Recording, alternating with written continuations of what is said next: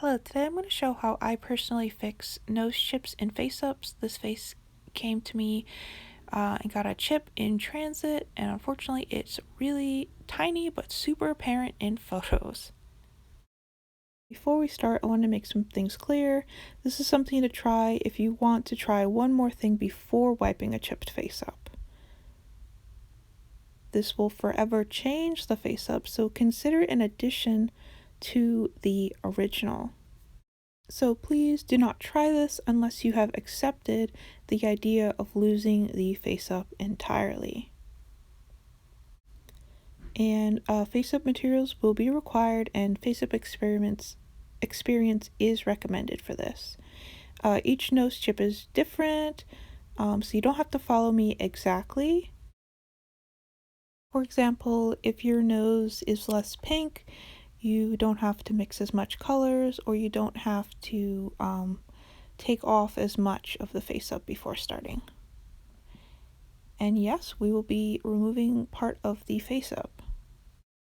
And again, this is just how I like to personally tackle this issue. I like to erase some of the face-up to help diffuse the harsh chip line. So now let's start by showing you an example of the technique. So to start, grab a Q-tip. One side is going to be water, one side is going to be solvent. I've labeled this side blue with a rubber band, so blue for water so you can follow along. And on this pink side, I'll be adding the solvent. I like to use Winsor brush cleaner to erase face-ups, so this is what I will use. So starting with the solvent side, I'm going to do one dab here to show as an example of the technique, and then switch it immediately to the water side. This is to deactivate the solvent and brush it around and diffuse that nose chip there that you see. You only need a little bit of solvent on the solvent side and really soak the water side of the Q-tip, so you have enough water when you go to remove the solvent. So those are the basics. So now I'm going to show me actually removing mine. You can see I'm using a little bit more solvent, a few more dabs here. But once I see it start to work, I start to deactivate with the water side, and you can see how the area is more diffuse. You don't really see that harsh circle and emptiness from the chip. So this was pretty good. I could have stopped there, but I didn't. I kept removing more. This is the first time I did such a pink nose, so I wasn't really sure how much to remove. This is kind of where I actually ended up stopping for me. You definitely don't need to take off as much. It will be more work in the end if you do, but again, it's still okay. So I was pretty satisfied there. So let's do a comparison. So after erasing, here's the chip, and here's what it looked like before we went to the next step. And the next step is spraying sealant. So we're going to spray over that area, and I used some Mr. Super Clear UV cut.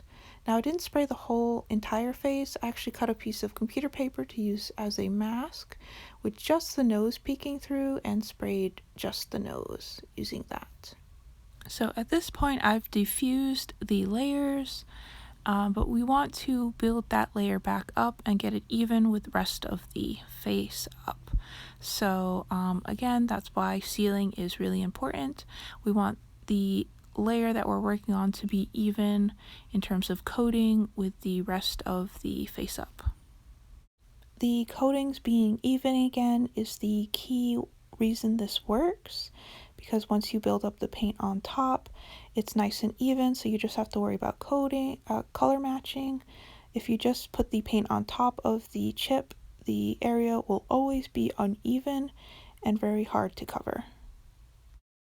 So as that dried, I started to mix some colors. I recommend to use pastels if you're just doing light patchwork, like the nose really isn't saturated with a lot of pinks or another color.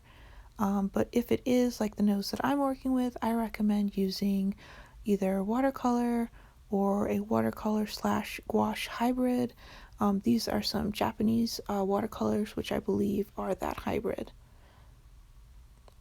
They're super easy to erase, just like pastels can be, so that's why I like them over acrylics for this.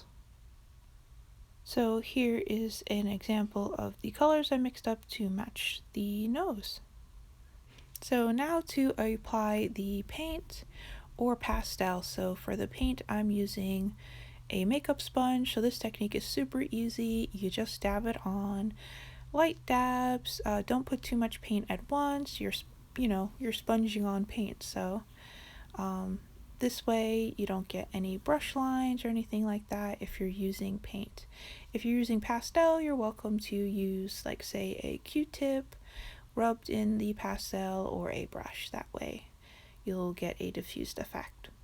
So at this step, you can really try, erase, try again, erase.